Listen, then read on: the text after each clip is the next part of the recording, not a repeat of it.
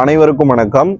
Vilathikulam case நீங்க எல்லாரும் கேள்விப்பட்டிருப்பீங்க. அதுல பாதிக்கப்பட்ட அந்த பெண்ணுக்கு எப்போ நீதி கிடைச்சது அப்படின்றத பத்தியும் உங்க எல்லாருக்குமே தெரியும்.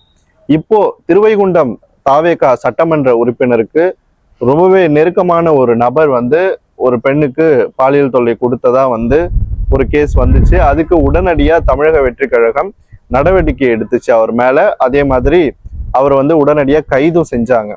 ஆனா பெண்கள் சுதந்திரம், பெண்கள் பாதுகாப்பை பற்றி பேசவே கொஞ்சம் கூட அருகதையே இல்லாத ஒரு கட்சி அப்படின்னா நம்ம திமுகவை தான் சொல்லணும். ஏன்னா ஒரு சட்டமன்ற எதிர்கட்சி தலைவர் அம்மையார் ஜெயலலிதா அவர்களையே மிக மோசமா பேசின ஒரு கட்சி அப்படின்னா திமுக தான். அவங்க அந்த ஜெயணி ஜானின்னு பிரியும் போது எதிர்கட்சி தலைவரா வந்தாங்க, அந்த காலகட்டத்துல சொல்றேன்.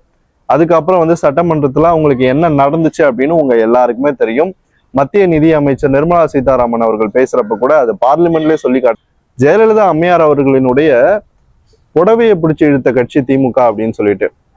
ஆக்சுவலா அன்னைக்கு அந்த இன்சிடென்ட் நடந்ததுக்கு அப்புறம் நிறைய திமுகவை சேர்ந்தவர்கள்லாம் அப்படி எதுவுமே நடக்கல அப்படின்னு தான் சாதிச்சு காட்டினாங்க. அதுக்கப்புறம் அம்மையார் போயிட்டு ஆளுநர் கிட்ட ரிப்போர்ட் பண்ணாங்க. அதுக்கப்புறம் பல விஷயங்கள் நடந்துச்சு. அதுக்கப்புறம் எலெக்ஷன் வந்துச்சு, அவங்க ஜெயிச்சு வந்துட்டாங்க.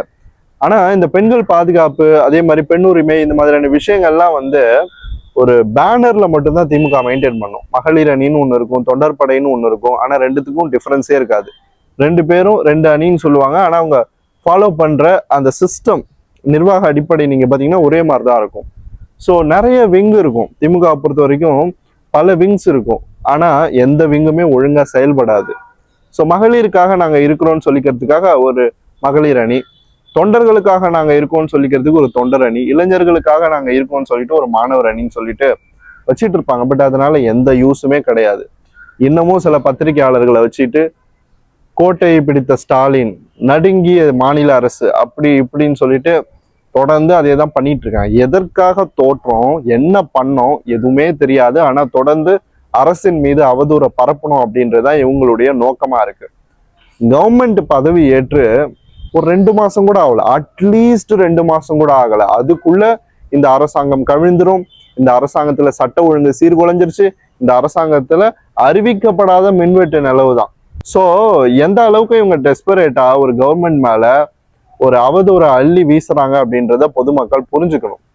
மின்வெட்டு ஏன் நடந்துச்சு அப்படின்றத நம்முடைய மின்சாரத்துறை அமைச்சரும் சரி, அதே மாதிரி செயலாளர் இருக்காரு, அவரும் பேசியிருந்தாரு. ஒரு இடத்துல நீங்க இப்ப கூட பாத்தீங்கன்னா அந்த செய்தி சேனல்ல இருக்கு, நான் பேர் சொல்ல விரும்பல, அந்த சேனல்ல ஃபீஸ் கேரியரை புடுங்கிட்டு போறான் வண்டியில, ரொம்ப சுதந்திரமா புடுங்கிட்டு போறான். எந்த கட்சியை சேர்ந்தவன் அப்படின்றது உங்க எல்லாருக்கும் தெரியும். ஸோ ஒரு தேர்தலில் தோத்துட்டோம் அப்படின்றதுக்காக இவங்க எந்த லெவலுக்கு இறங்குறாங்க அப்படின்றது இதெல்லாம் ஒரு உதாரணம். இன்னொன்னு, உள்ளாட்சி அமைப்புல தாவேகா இல்ல, கவுன்சிலர் இல்ல, மேயர் இல்ல. அதனால அரசாங்கம் கொண்டு வர திட்டங்களையும் சரி, அரசாங்கம் மக்களுக்கு சேரணும் அப்படின்னு சொல்லிட்டு அறிவிக்கிற பல்வேறு சமூக நல பணிகளும் சரி தடைப்படுது. ஏன்னா இவங்க எல்லாரும் நின்றுடுறாங்க குறுக்கால. ஏன்னா இவங்க கட்சி படுதோல்வி அடைஞ்சிருச்சு, எதிர்கட்சி ஆயிடுச்சு.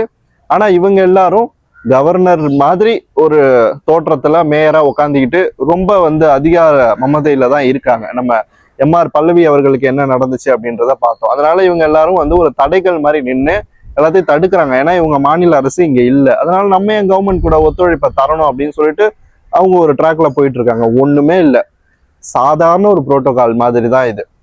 சீஃப் மினிஸ்டரோட போட்டோவை மாட்டணும், அது மாற்றத்துக்கு அவ்வளவு பஞ்சாயத்து நடக்குது. எம்.கே. ஸ்டாலின் அவர்களுடைய போட்டோவை மாட்டணுமா, அதே மாதிரி எடப்பாடி பழனிசாமி அவர்கள் 100 தடவை ஜெயிச்சிட்டாரு, அவருடைய போட்டோவையும் வாங்கி மாட்டணும் அப்படின்னு சொல்லிட்டு ஒரே ரகலை எல்லா இடத்துலையும். போட்டோவை மாட்டவே யோசிக்கிற இவங்க மக்களோட திட்டங்களை கொண்டு போய் மக்களுக்கு சேர்ப்பாங்களா? கொஞ்சம் யோசிச்சு பாருங்க, மாட்டாங்க. அப்போ இவங்களை வச்சுக்கிட்டு எப்படி மக்கள் நல திட்டங்களை இப்ப இருக்கிற மாநில அரசு செயல்படுத்த முடியும்? கொஞ்ச நேரம் யோசிச்சு பாருங்க. ஸோ அதனாலதான் உள்ளாட்சி அமைப்புகளுக்கான தேர்தல் விரைந்து நடத்தப்படணும் அப்படின்றது நம்மள மாதிரியான ஆட்களோட கோரிக்கையா இருக்கு. அப்போதான் இந்த ஆட்கள்லாம் களை எடுக்கப்பட்டு புது மக்களாட்சி சார்ந்து இருக்கிற தாவேகாவினுடைய கவுன்சிலர்கள், மேயர்கள் வந்தா மட்டும்தான் மக்களுக்கான திட்டங்கள் போகும். இந்த மின்வெட்டு மாதிரியான விஷயங்கள் எல்லாம் தடுக்க முடியும். அந்த செயலில் ஈடுபடுற ஆட்களுக்கு தண்டனை பெற்று தர முடியும். ஸோ இது ஒரு ட்ராப்பா போயிட்டு இருக்கு. டெலிபரேட்டா பண்றாங்க, டெலிபரேட்டா மின்தடையை ஏற்படுத்துறாங்க நிறைய இடத்துல. ஸோ அது எல்லாமே பொதுமக்கள் பார்த்துட்டு தான் இருப்பாங்க. இன்னொன்னு, தாவேகாவினுடைய பெரும்பாலான எம்எல்ஏக்கள் வந்து ஃபர்ஸ்ட் ஜெனரேஷன் எம்எல்ஏஸ். அவங்க இப்பதான் முதல் முறையா சட்டமன்றத்துக்குள்ளே காலடி எடுத்து வைக்கிறாங்க. பல பேருக்கு அதனுடைய மரபுகளை புரிஞ்சுக்கிறதுல கொஞ்சம் தயக்கமும் கொஞ்சம் கஷ்டமும் இருக்கும் தான். அது எல்லாமே போக போக தான் அவங்க வந்து கடந்து வரணும். ஏன்னா எம்ஜிஆர் 1977 வெற்றி பெற்று வரும்போது கலைஞர் அவர்கள் சொன்னாரு, அவர் செய்தியாளர்களையே சந்திக்க மாட்டாரு, நீங்க ஒரு கேள்வி எம்ஜிஆர்ட்ட கேளுங்க, அவர் பயந்து போயிடுவாரு அப்படின்னு சொல்லிட்டு அவர் மேல அவதூறு பரப்புனாங்க. ஆனா எம்ஜிஆர் அதெல்லாம் காதலே போட்டுக்கல. அவர் பிரஸ் அதிகமா மீட் பண்ணல. அவரு அழகா அந்த கவர்மெண்ட் நடத்தினாரு, அதை பினிஷ் பண்ணாரு. அப்போ இருந்த அவருடைய எம்எல்ஏக்கள் நிறைய பேர் புதுமுகங்கள் தான். அவங்க எல்லாருமே முதல்ல சட்டமன்றத்துக்குள்ள வரும்போது அவங்கள எதிர்கட்சிகள் அந்த அளவு கேலி கிண்டல் பண்ணாங்க. ஆனா சஸ்டைன் ஆச்சு அந்த கட்சி டில் ஜெயலலிதா அம்மையார் வரைக்கும் நல்லாதான் இருந்தது. அதுக்கப்புறம் என்ன ஆச்சு அப்படின்றத நான் சொல்லி தெரியணும்னு இல்லை. ஸோ அது மாதிரி தாவேகாவும் இந்த ப்ராசஸ்ல எல்லாத்தையுமே கத்துக்கும். அதனால உடனடியா இந்த டிபார்ட்மெண்ட் சரியில்லை, அது சரியில்லை, இவங்க இதை பண்ணாங்க அதை பண்றாங்கன்னு சொல்லிட்டு நம்ம சொல்லக்கூடாது. குறைஞ்சபட்சம் ஒரு கவர்மெண்ட்டுக்கு என்னை பொறுத்த வரைக்கும் 8 மாத அவகாசம் கொடுக்கணும். அதுக்கப்புறம் தான் அந்த அரசினுடைய செயல்பாடுகளை நம்ம விமர்சிக்கணும். ஏன்னா இவங்க திமுக அதிமுக கிடையாது, புதிதா வந்திருக்கிற தமிழக வெற்றி கழகம். மக்கள் 50 வருடத்துக்கு ஒரு முறை தங்களுடைய ஓட்டிங் பேட்டர்னை மாத்துவாங்க. அந்த மாதிரி இப்ப மாறி இருக்கு. கிட்டத்தட்ட 67 ஆரம்பிச்ச அந்த திராவிட இயக்கங்களினுடைய ஆட்சி 2026 முடிஞ்சிருக்கு. விஜய் அவர்கள் சீஃப் மினிஸ்டரா வந்து உட்காந்துட்டாரு. ஸோ இது அரசியல் மாற்றம் மட்டும் இல்ல, ஜெனரேஷனல் சமூக மாற்றம். அப்படி இருக்கும்போது இதுக்கு நம்ம கால அவகாசம் கொடுக்கணும். அதுக்கப்புறம் தான் நடக்கிற மற்ற விஷயங்கள்லாம் பார்க்கணும். அவர் வந்து சிங்கப்பெண் படை அமைச்சிருக்காரு. பெண்கள் பாதுகாப்பா இருக்கணும்னு உள்ளபடியே நினைக்கிற ஒரு முதலமைச்சர் அவர். அதனால நிச்சயமா அந்த துறையை வந்து கண்ட்ரோல் பண்ணுவாரு. மக்களுக்கான பல்வேறு திட்டங்களை தமிழக வெற்றி கழகம் வந்து தொடர்ந்து அமல்படுத்திட்டு இருக்கு. நீங்க பாத்தீங்கன்னா அந்த பெட்ரோல் சிஸ்டம் வந்தப்ப கூட நிறைய பேர் விமர்சிச்சாங்க, இதுக்கு முன்னாடி இருந்த அரசாங்கத்தினுடைய திட்டத்தை அப்படியே ஃபாலோ பண்றாங்க அப்படின்ட்டு. ஆக்சுவலா ஒரு மாணவன் வந்து பள்ளிக்கு போறான், இப்போ ஒரு 5th ஸ்டாண்டர்ட் கூட எடுத்துக்கோங்க, 5வது பள்ளிக்கு போறான்னா அவன் டெய்லி காலையில போய் காலை உணவு சாப்பிட்டவன் போன ஆட்சியில. இப்ப போகும்போது அது போன ஆட்சி கொண்டு வந்த திட்டம், அது இருக்கவே கூடாது, தூக்குங்க அப்படின்னு சொல்லிட்டு அந்த மாணவனுக்கு கிடைக்க வேண்டிய அந்த உணவை தடுக்கணுமா? ஸோ அதை பண்ணக்கூடாது, அதை பண்ணவும் மாட்டாங்க யாருமே. முதலமைச்சராக இருக்கிற விஜய் அவர்கள் மிக மிக கனிவான உள்ளம் கொண்டவர், தாய் உள்ளம் கொண்டவர். அதனால முன்னாடி இந்த கவர்மெண்ட் கொண்டு வந்த திட்டமா கூட அது இருக்கட்டும், இருந்தாலும் அதை நான் நிறுத்த மாட்டேன், அது செயல்படட்டும் அப்படின்னு சொல்லிட்டு அவர் வந்து செயல்படுத்துறாரு. அப்படிப்பட்ட தலைவரை பார்த்து இவங்க இந்த அளவுக்கு ஒரு மோசமான குற்றச்சாட்டுகளை வைக்கிறத பார்க்கும்போது நம்மளுக்கெல்லாம் உள்ளபடியே ரொம்ப வருத்தமா இருக்கு. இந்த எதிர்கட்சிகள் ஏன் இவ்வளவு டெஸ்பரேட்டா இருக்காங்க அப்படின்னு.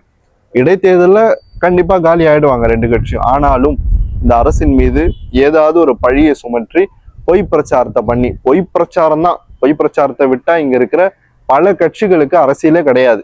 அப்படி பண்ணி இந்த அரசின் மீது அவதூறை ஏற்படுத்தி எப்படியாவது வருகின்ற உள்ளாட்சி தேர்தலில் தோற்கடிக்கணும் அப்படின்ற ஒரு எண்ண ஓட்டத்துல இவங்க இயங்கிட்டு இருக்காங்க. எத்தனையோ திட்டங்கள், எத்தனையோ விஷயங்கள்ல பல நல்லது இருக்கு, ஆனா அது எதையுமே பார்க்காம ஏதாவது சின்ன இடத்துல ஒரு கரும்புள்ளி இருக்காதா அப்படின்னு சொல்லிட்டு பூத கண்ணாடி வச்சு தேடிட்டு இருக்காங்க. இப்போ டிடிவி தினகரன் அவர்களுக்கு என்ன அரசியல்ல இம்பார்ட்டன்ஸ் இருக்கு? கிட்டத்தட்ட 10 தொகுதிகளில் போட்டிக்கிட்டாரு. எத்தனை இடத்துல ஜெயிச்சாரு? 1. அந்த 1ம் போயிடுச்சு.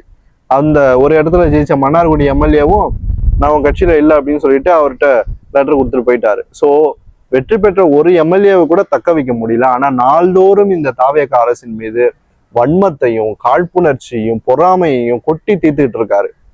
ஸோ இந்த நெல்மணிகளுக்காக மானிய தொகை வழங்கப்பட்டது.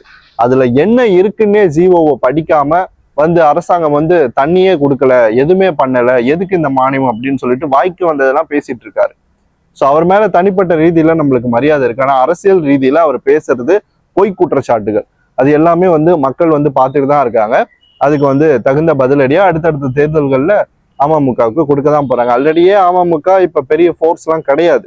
ஸோ இதெல்லாமே நம்ம தொடர்ந்து பார்த்துட்டு தான் இருக்கோம். எதுவும் புதுசா வந்து இங்க நடக்கிறதுக்கு இல்லை. இப்போ அண்ணாமலை அவர்கள் கட்சி ஸ்டார்ட் பண்ணப்ப கூட அவர் எத்தனையோ விஷயங்கள், அவருக்கு எப்படி சொத்து சேர்ந்துச்சு, இந்த மாதிரி பல கேள்விகள் எங்களுக்கும் இருக்கு. அதை பத்திலாம் வந்து இந்த அரசியல்வாதிகள் யாரும் கேள்வி கேட்கறது இல்லை. ஒரு புது கட்சி ஜெயிச்சிருச்சு, ஒரு யங்ஸ்டர் ஜெயிச்சிட்டாரு, ஒரு புதிதா வந்து ஒரே தேர்தல்ல மொத்த அரசியல் டைனமிக்ஸையும் மாத்திட்டாரு அப்படின்னு சொல்லிட்டு இவங்க எல்லாருக்குமே வந்து ஒரு பொறாமை, ஒரு காழ்ப்புணர்ச்சி, ஒரு வன்மம், ஒரு அவமானம், இது எல்லாமே வந்து கலந்து அவங்கள வந்து இந்த மாதிரிலாம் பேச வைக்குது அப்படின்னு தான் சொல்லணும். பாலியல் குற்றச்சாட்டு வந்து தாவேகா நிர்வாகி மேல வந்திருக்கு, அதுக்கான நடவடிக்கை எடுக்கப்பட்டிருக்கு. நடவடிக்கையே எடுக்கல, ஒண்ணுமே பண்ணல, அவர் சுதந்திரமா நடமாடிட்டு இருக்காரு அப்படின்னா நீங்க பேசுறது நியாயம், நம்மளே குரல் கொடுப்போம். ஆனா அப்படி எதுவுமே நடக்கலையே. கட்சி வந்து நடவடிக்கை எடுத்திருக்கே, அவர் என்ன சட்டமன்ற உறுப்பினரா? அவர் என்ன இப்போ முதலமைச்சருக்கு அடுத்த நிலையில இருக்காரா? இல்ல கட்சியில பெரிய பொறுப்புல இருக்காரா? கிடையாது. அப்படி இருக்கும்போது ஏன் இப்படி டெஸ்பரேட்டா கத்தணும்? இப்போ நம்ம எதிர்கட்சி தலைவர் இவ்வளவு பேச்சு பேசுறாரு இல்லையா, அரசாங்கத்தில் பாதுகாப்பு இல்லை, பெண்கள் பாதிக்கப்படுறாங்க, அது இதுன்ட்டு. விளாத்திக்குளத்துல என்ன பண்ணீங்க சார்? போய் பாத்தீங்களா அந்த மாணவிய? விளாத்திக்குளம் இப்பவும் திமுக தான் ஜெயிச்சிருக்கு, மக்களை ஏமாற்றி ஜெயிச்சிருக்கு. போன முறையும் திமுக தான் ஜெயிச்சுது. உங்க சட்டமன்ற உறுப்பினர் ஜெயித்த தொகுதியில அந்த மாதிரி நடந்திருக்கு. அப்ப அங்க போயிட்டு நீங்க அந்த மாணவியை பாத்தீங்களா? அவங்களுக்கு ஏதாவது நிவாரணம் கொடுத்தீங்களா? எதுவுமே கிடையாது. இந்த 5 ஆண்டு கால ஆட்சி, திமுக ஆட்சி, போன இது சொல்றேன், டென்யூர் சொல்றேன், அதுல எத்தனையோ சட்ட ஒழுங்கு பிரச்சனைகள் இருந்துச்சு. கள்ளக்குறிச்சி கள்ள சாராய சாவு எவ்வளவு பேர் இறந்தாங்க. சீஃப் மினிஸ்டர் போனாரா? போய் பார்த்தாரா பாதிக்கப்பட்டவங்கள? இல்ல. ஆனா இப்போ தாவேக அரசாங்கம் உடனுக்குடன் நடவடிக்கைகள்லாம் எடுக்கும்போது இவங்க எல்லாருமே வந்து ஒரு டெஸ்பரேஷன்ல கதறாங்க. ஸோ நம்ம வந்து இது எல்லாத்தையுமே வந்து கொஞ்சம் அனலைஸ் பண்ணி தான் பார்க்கணும். ஏன்னா இப்போ வந்து உண்மை எது பொய் எது அப்படின்னு தேடுற அளவுல தான் செய்தி ஊடகங்களே இருக்கு. ஒரு காலத்துலலாம் என்னுடைய ஃபாதர் சொல்லுவாரு, ஒரு காலத்துல செய்தி போடுறாங்க அப்படின்னா அது உண்மையா பொய்யான்னு வெரிஃபை பண்ணிட்டு போடுவாங்க. ஆனா இப்போ எப்படின்னா மக்களான நம்ம வந்து வர்ற செய்தி உண்மையா பொய்யான்னு தேடுற நிலைமை ஆயிடுச்சு அப்படின்ட்டு. அப்படிதான் இருக்கு. ஸோ அதனால இந்த பொய் பிரச்சாரத்தை எதிர்கட்சிகள் வந்து தொடர்ந்து தாவேகா மேல பண்ணிட்டு தான் இருப்பாங்க. நான் ஏன் அந்த ஸ்ரீவைகுண்டம் கேஸ்க்குள்ள போலன்னா, ரொம்ப சென்சிட்டிவான matter. I don't want to talk about it. அதை பத்தி ஃபுல்லா நான் பேச விரும்பல. ஆனா எடுக்கப்பட்ட நடவடிக்கையை பத்தி மட்டும்தான் நான் பேசுறேன். ஸோ உறுதியா தமிழக வெற்றி கழகம் எந்த ஒரு சட்டமன்ற உறுப்பினர் அல்லது எந்த ஒரு நிர்வாகி தவறு செஞ்சிருந்தாலும் நடவடிக்கை கண்டிப்பா எடுக்கும். ஏன்னா இது சாதாரண மக்களுக்கான, எளிய மக்களுக்கான, பிற்படுத்தப்பட்ட நலிந்த பிரிவு மக்களுக்கான அரசாங்கம். ஸோ எல்லாருக்குமான ஒரு நீதியை தான் தலைவர் விஜய் அவர்கள் வந்து தொடர்ந்து கொடுத்துட்டு இருக்காரு. நம்ம இப்ப சர்வேல தொடர்ந்து பார்த்துட்டு தான் இருக்கோம் தாவேகாவுக்கு எந்த அளவு ஆதரவு வருதுன்னு. ஆனா சில பேர் தாவேகாவுக்கு ஏன் ஓட்டு போடணும்னு மக்கள் வருத்தப்படுறாங்களாம். என்னமோ இவங்க போயிட்டு எல்லாத்தையும் கேட்டுட்டு வந்த மாதிரி. அப்படிலாம் எதுவுமே கிடையாது. பொய் பிரச்சாரத்துக்கு ஒரு அளவு இல்லையா? முன்னாள் முதலமைச்சர் அவர்களே இப்படி பேசுறாரு. ஸோ இன்னும் ஒரு பீரியடே முடியலைங்க, அதுக்குள்ள வந்துட்டு இப்படி பிரச்சாரம் பண்ண வேண்டிய தேவை என்ன? பை எலெக்ஷனுக்காக நீங்க எல்லாரும் வந்து ஒரு நெகட்டிவை செட் பண்ணணும் அப்படின்னு சொல்லிட்டு ட்ரை பண்றீங்க. பட் அது எதுவுமே நடக்காது. அவர் மிகப்பெரிய ஸ்டேச்சர்ல இருக்காரு. ஆனா நீங்க அவரை வந்து உண்மையான கருத்தியல் ரீதியா மோதி அவர் கூட நீங்க வந்து தர்க்கம் பண்ணலாம், அவரை தோற்கடிக்க நீங்க முயற்சி பண்ணலாம். ஆனா நீங்க பண்றது எல்லாமே அவதூறு அரசியல். நடக்காத விஷயத்த நடந்த மாதிரி சித்தரிக்கிறீங்க. அதே மாதிரி நடந்து முடிஞ்ச விஷயத்த மறுபடியும் தோண்டி எடுத்து அதுக்கு ஒரு நரேட்டிவை போட்டு அதை பத்தி பேசுறீங்க. ஸோ இதெல்லாமே நம்ம பார்த்துட்டு தான் இருக்கோம். ஸோ தாவேகாவை பொறுத்த வரைக்கும் ஒரு விஷயம் என்னன்னா, அந்த கட்சி மக்களுக்காக நிற்கிற கட்சி. எந்த இடத்துல அந்த கட்சி ஒரு சின்ன தவறு ஒரு நிர்வாகி பண்ணாலும் அவர் மேல நடவடிக்கை எடுக்க தயங்காது. ஸோ இப்படிதான் இந்த அரசியல் கள நிலவரமானது போயிட்டு இருக்கு. இன்னொன்னு என்னன்னா, ராகவா லாரன்ஸ் அவர்கள் வந்து நான் வந்து கட்சியில சேரலாமா, நான் அரசியலுக்குள்ள வரலாமா அப்படின்னு சொல்லிட்டு வீடியோ போட்டுருக்காரு. என்னுடைய பர்சனல் ஒப்பீனியன் என்னன்னா, அவரு ரொம்ப நல்லவர், நிறைய பேரை படிக்க வச்சிருக்காரு, நிறைய உதவிகள் பண்ணியிருக்காரு மக்களுக்கு. அவரை மாதிரியான ஆட்கள் அரசியலுக்கு வரணும், அதுல எந்த விதமான மாற்று கருத்தும் இல்லை. ஆனா அரசியலுக்குள்ள தான் வரணுமா வர வேணாமான்னு சொல்லிட்டு அவர் யாருக்கிட்டையும் பர்மிஷன் கேட்க வேண்டிய அவசியம் இல்லை அப்படின்னு நான் நினைக்கிறேன். ஏன்னா நீங்க அரசியலுக்குள்ள வந்தாதான் மக்கள் உங்ககிட்ட பேசவே ஆரம்பிப்பாங்க.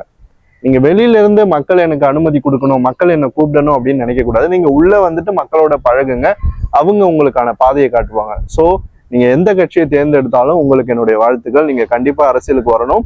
நீங்க வந்து ஒரு ஆக்டரா, ஒரு நடிகரா எத்தனையோ உதவிகளை செஞ்சுங்க, ஒரு அரசியல்வாதியா மாறி செய்யுங்க, அவ்வளவுதான். இதுல பெரிய சேஞ்ச்லாம் ஒன்றும் இல்லை. ஒரு ஸ்கிரீன் தான் மாறுது, ஆக்டர் டு பொலிட்டீஷியன், அவ்வளவுதான். மக்கள் உங்களை ஏத்துக்கிறாங்களா இல்லையா அப்படின்றதெல்லாம் நம்ம பின்னாடி பார்ப்போம். இப்போதைக்கு உங்களை மாதிரியான ஆட்கள் வந்து அரசியலுக்குள்ள வர்றது ரொம்ப நல்ல விஷயமா தான் நான் பாக்குறேன். ஓகே, இப்படிதான் இந்த அரசியல் களமானது போயிட்டு இருக்கு. இது போல இன்னொரு வீடியோல மறுபடியும் உங்களை சந்திக்கிறேன். நன்றி.